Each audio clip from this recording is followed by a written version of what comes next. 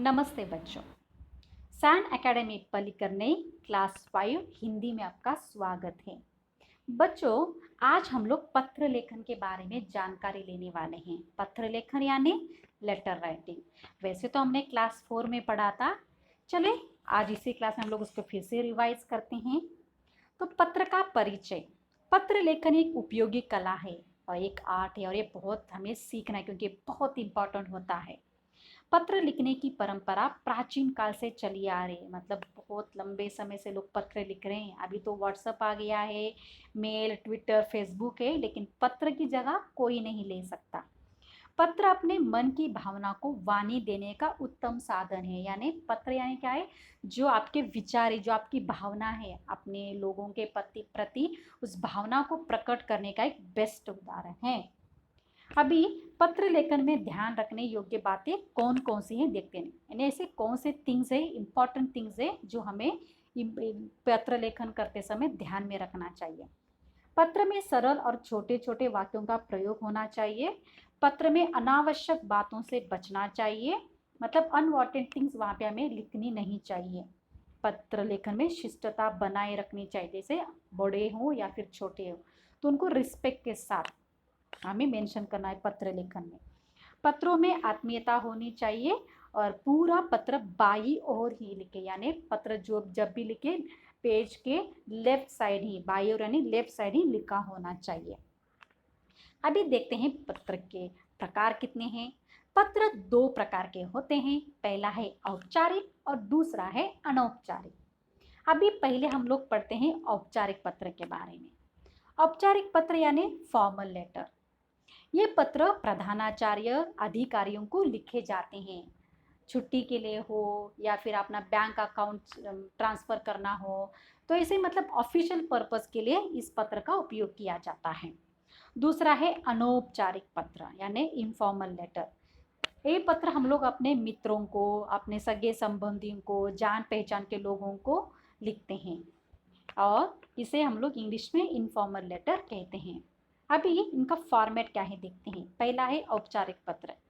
जिसे पत्र लिख रहे हैं उनका पदनाम एवं पता। मतलब जब आप पत्र लिखते हैं तो उसके बाएं ओर पहले जिस व्यक्ति को आप पत्र लिख रहे हैं उस व्यक्ति का पदनाम यानी पोस्ट के बारे में वहाँ पे मेंशन किया। जैसे प्रधानाचार्य हो या फिर मैनेजर हो, अध्यक्ष हो, जो भी हो वहाँ पे मेंशन करना पड़ेगा, आपको लिखना होगा। उसके बाद आता है विषय।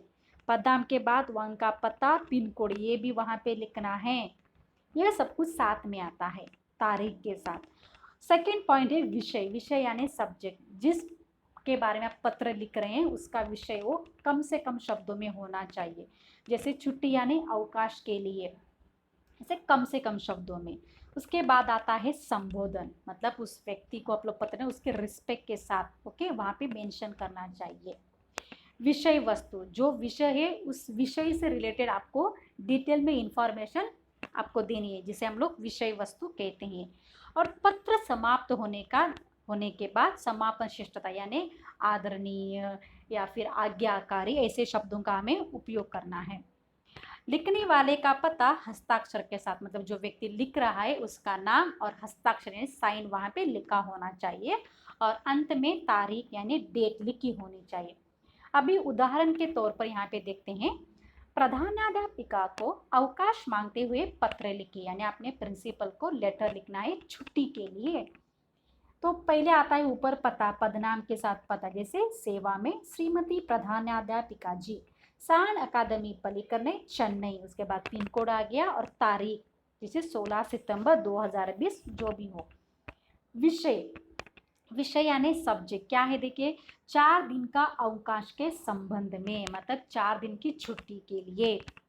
तो सविनय निवेदन है कि ये संबोधन है, हम लोग रिस्पेक्ट करते हुए बातें करने लिखना है। सविनय निवेदन है कि मेरी बहन का विवाह 20 सितंबर 2020 को होना तय हुआ है, अतः मैं 19 सितंबर 2020 से 23 सितंबर 2020 विद्यालय आने में असमर्थ रहूंगी। यानी आपको छुट्टी चाहिए कब? आपकी बहन की शादी है 20 सितंबर को, 20 सितंबर को, तो आपको छुट्टी चाहिए 19 सितंबर से 23 सितंबर। तो आपको उसके लिए पत्र लिख रहे हैं। कृपया मुझे 4 दिन का अवकाश प्रदान कीजिए। तो प्लीज़ मेरी जो छुट्टी है उसे सैंक्शन कीजिए। और नीचे आपकी आज्ञाकारी छात्रा और आपका नाम, जैसे यहाँ पे गीता कपूर दिया है, फिर आपका क्लास सेक्शन जो भी हो और उसके बाद तारीख, यो आपको यहाँ पे लिखना है। ये हो गया औपचारिक पत्र का फॉर्मेट। अभी हम लोग जानकारी लेते हैं, यानी अगले वाले वीडियो में हम लोग जानकारी लेंगे अनौपचारिक वीडियो के बारे में। धन्यवाद बच्चों।